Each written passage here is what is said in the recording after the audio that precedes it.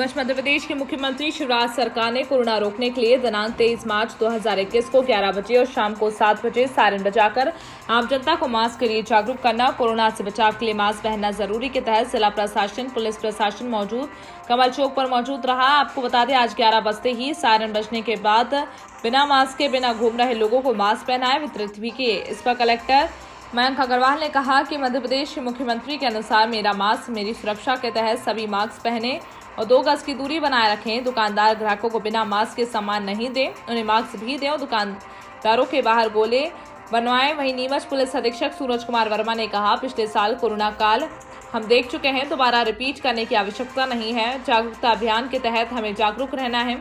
पिछले कोरोना काल हम भुगत चुके हैं, फिर लॉकडाउन जैसी स्थिति नहीं बने, हमें अपनी सुरक्षा करनी चाहिए।